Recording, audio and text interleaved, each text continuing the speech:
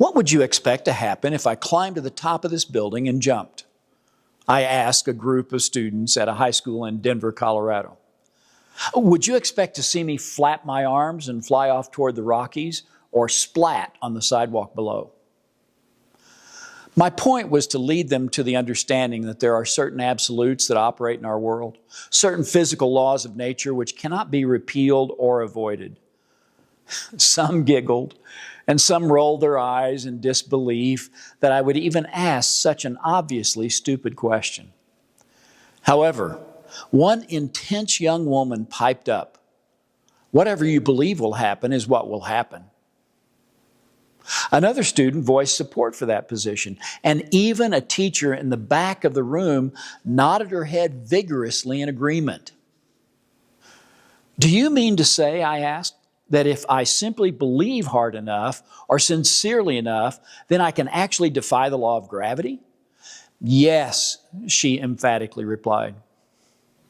I challenged the student to climb to the top of the building and test her idea against reality, not with her body, but with a tennis ball or book.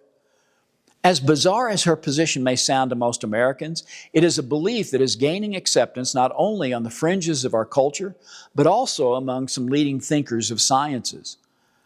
They imagine reality as whatever a person wishes it to be. This belief that is capturing science has its roots in Eastern religions such as Hinduism, Buddhism, and Taoism, and has infiltrated Western thought in the form of the New Age movement. Basically, there are three underlying beliefs to New Age. All is one. Everything is interrelated and interdependent. Good and evil are part of the same whole. As one author states, quote, "Ultimately, there is no difference between God, a person, a carrot, or a rock," end quote. 2, all is God. If everything is one, then it is a short step to believe that everything is part of God. I am God, you are God, the carrot is God, the rock is God. However, this God does not have personality since everything dissolves into one. Your personality and mine are not really real, but melt together to become part of the whole. Therefore, this God is impersonal, and it, not a he, much like the Force of Star Wars. Cosmic evolutionary optimism.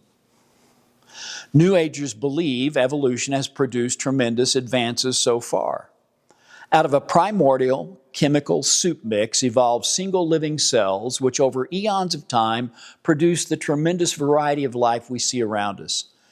Therefore, New Agers expect a tremendous evolutionary leap forward from man to godhood.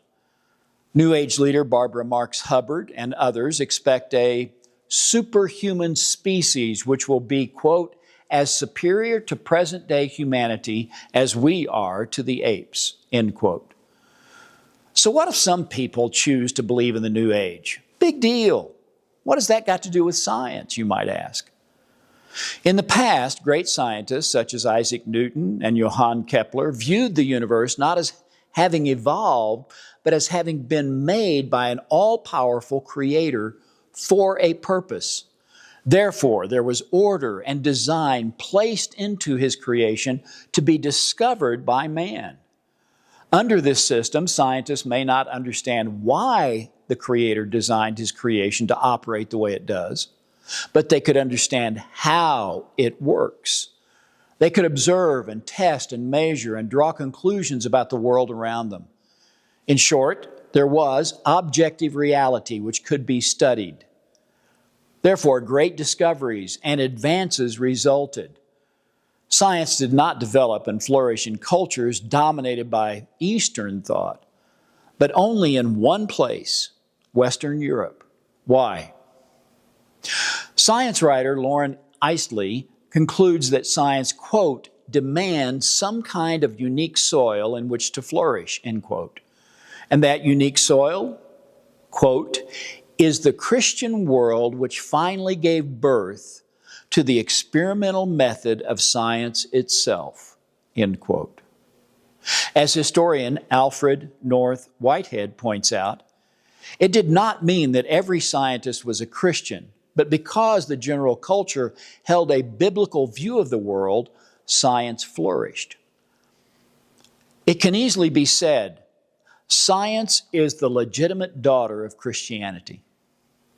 Every other culture viewed the universe as alive and constantly evolving. There were no absolute laws which governed the universe. Everything had a soul and was one and was part of God.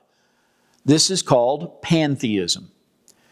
Instead of seeking to control nature for the benefit of mankind and out of responsibility to the Creator, people in pantheistic cultures simply tried to fit in with nature, to become one with nature. The result was that everything from the carrot to the rock was worshiped, and magic replaced science. This view of reality burst into Western civilization in 1900 when Max Planck observed that light did not act as Newtonian physics claimed it would. Sometimes it acted as a wave, sometimes as a particle. This gave birth to quantum theory. Some scientists, using Albert Einstein's work in this area and his theory of relativity, began to think that atoms were not operating according to any law or laws of physics. Some physicists even concluded that, quote, reality is best run by chance, much to the consternation of Einstein, who said that God does not play dice with the universe. The result has been a return to pantheism. Since all is one and evolution depends upon chance and each person is a part of God, then as one modern physicist wrote, quote, everything depends on you. You created the whole universe. You are the universe. There is no need for reason to observe, test, measure, or study the world outside of the individual. In this system, the scientist really cannot know that what he sees under the microscope or through the telescope is really there or just in his head. In short, science dies, and the old magic, the occult, grows in popularity. Ouija boards become more useful than scientific methods for determining what is real. In countries such as India, where Eastern mysticism and New Age ideas have been embraced for centuries, the people have gained nothing but pain, disease, suffering, and ultimately death. The Bible states that all those who reject the Creator love death. Proverbs 8:36. Jesus Christ, the Creator of the universe, said, I came that they might have life and have it abundantly. John 10:10.